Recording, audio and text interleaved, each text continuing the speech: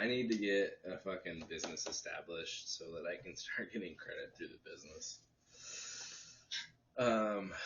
Especially like if I can sell. So I have an entire first edition set of Pokemon cards, and like I can't even get anybody to give me a value on that. Nobody. I had people trying to fuck me over, right?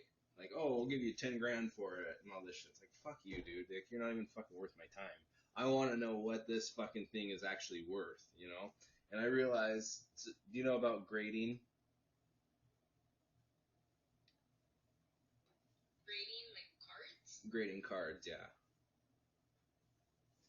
Have you seen the pictures of the ones like in plastic? Yep. And they're like, they have a little number on the top. You send those off, and then that company tells you like, oh, it has a nick here, or there's a scratch through it, and then they tell you like how pristine the card is, right?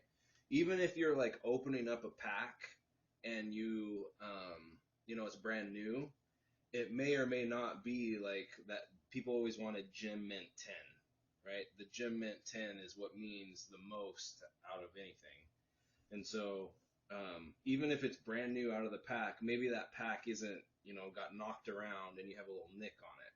That knocks down the grading on it. Well, that knocks down the value a ton too. The big one is like comic book grading too. Um, a 9.5 versus a 9.8 is like tens of thousands of dollars of difference to the collectors. A card is very similar, right? So Logan Paul spent $150,000 on the Gem Mint 10 first edition Charizard because that is the most pristine card, you know? And that's a huge part of the business is sending that off to those third parties to verify, first of all, that it's real, right? Because a lot of people sell fake stuff. But then what is the quality, right? And what is the rarity of it? Because they log all of that in those companies.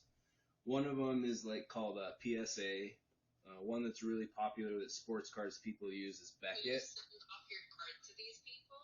Yeah. How do you make sure that you're getting the same card back?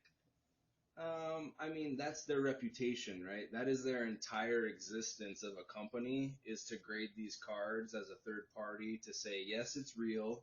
This is the quality that it is. So that these other collectors know the value of it, right? They're not going off of what I say it's worth. There's a third party verifying, hey, this is a Gem Mint 10, and they keep track of it, right? So you can log into Beckett.com and it'll tell you, oh, there's only 2 of these cards that we've ever seen that are this quality. Well, that jacks up the price tenfold, right? Yeah. So, like, the comic book thing is huge. There's another company, it's called CGC. They're more into comic book grading, but they also started doing cards. So that's where I think I'm going to send off a lot of my cards, just because it's so new for them to be doing it. And I think that, you know, not having the same amount of counts of those higher grades is going to be more worthy. But you know, Beckett's kind of like the most popular, right? The 9.5 Beckett versus a 9.5 PSA is gonna sell more, especially like a CGC. Like they're brand new to the game, so like the same rating, because they all have different scales, right? They're all looking for different things too.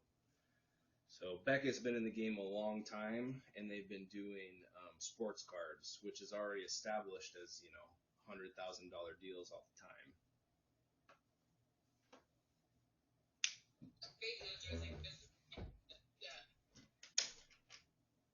That was such a good fucking explanation of that shit. I might fucking post that shit on YouTube.